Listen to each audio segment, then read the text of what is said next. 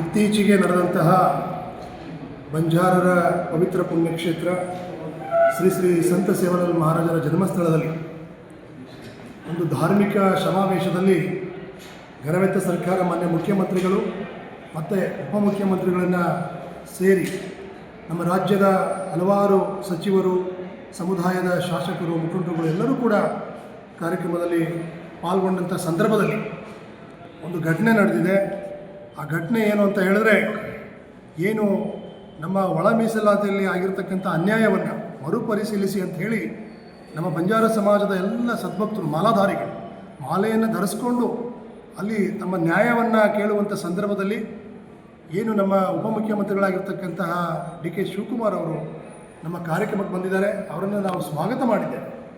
ಆದರೆ ಅಲ್ಲಿ ಏಕಾಏಕಿ ಉಪಮುಖ್ಯಮಂತ್ರಿಗಳು ಆ ಜನರ ಆಕ್ರೋಶವನ್ನು ನೋಡಿ, ಅವರ ಅಹವಾಲುಗಳನ್ನು ನೋಡಿ ಏಕಾಏಕಿ ಮುಖ್ಯಮಂತ್ರಿಗಳು ನಾನು ಜಗ್ಗಲ್ಲ ಬಗ್ಗಲ್ಲ ಅನ್ನುವಂಥ ಒಂದು ಮಾತು ಹೇಳಿದ್ದಾರೆ. ಇದು ಸರಿಯಲ್ಲ. ಯಾಕಂದರೆ ಅಲ್ಲಿ ನಾವು ಯಾವುದೋ ಒಂದು ಇಲ್ಲಿ ಆಸ್ತಿಯನ್ನು ಕೇಳೋದಕ್ಕಾಗಲಿ ಅಥವಾ ಮತ್ತು ಯಾವುದೋ ಒಂದು ಬೇಡಿಕೆಗಳನ್ನು ಇಲ್ಲಿ ನಾವು ಕೇಳ್ತಾ ಇಲ್ಲ. ಇದು ಸಮುದಾಯದ ಒಂದು ನೋವು, ಸಮುದಾಯಕ್ಕೆ ಆಗಿರ್ತಕ್ಕಂಥ ಅನ್ಯಾಯವನ್ನು ಸರಿಪಡಿಸಿ ಮುಂದಿನ ದಿನಗಳಲ್ಲಿ ಉದ್ಯೋಗದಲ್ಲಿ ನಮಗೆ ನಿಜವಾಗಲೂ ಅವಕಾಶ ಸಿಗಲ್ಲ. ಈಗಾಗಲೇ ನಾವು ಆರ್ಥಿಕವಾಗಿ, ಸಾಮಾಜಿಕವಾಗಿ, ಶೈಕ್ಷಣಿಕವಾಗಿ ಹಿಂದುಳಿದಿರ್ತಕ್ಕಂಥ ಸಮಾಜ.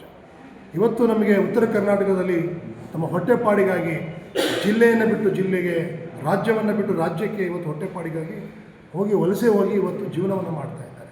ಅದು ಸರ್ಕಾರ ಗಮನಕ್ಕಿದ್ರೂ ಸಹಿತ ಇವತ್ತು ಒಳ ಮೀಸಲಾತಿಯಲ್ಲಿ ಮರುಪರಿಶೀಲನೆ ಮಾಡಿ ಅಂತ ಹೇಳಿ ನಾವು ಬೇಡಿಕೆಯನ್ನು ಇಟ್ಟಾಗ ಎಲ್ಲ ನಮ್ಮ ಭಕ್ತಾದಿಗಳು ಗೋ ಬ್ಯಾಕ್ ಅಂತ ಹೇಳಿ ಅಲ್ಲಿ ಘೋಷಣೆ ಕೂಗಿದಾಗ ಅದನ್ನು ಅವರು ಬೇರೆ ರೀತಿಯಲ್ಲಿ ಅರ್ಥೈಸಿಕೊಂಡು ನಾನು ಜಗ್ಗಲ್ಲ ಬಗ್ಗಲ್ಲ ಅನ್ನುವಂಥ ಮಾತನ್ನು ಹೇಳಿದ್ದಾರೆ. ಅದು ಅಷ್ಟೇ ಅಲ್ಲದೆ ನಮ್ಮ ಮಾಲಾಧಾರಿಗಳ ಮೇಲೆ 30 ಜನರ ಮೇಲೆ FIR ಆಗಿದೆ, ಕೇಸನ್ನು ದಾಖಲಿಸಿದ್ದಾರೆ.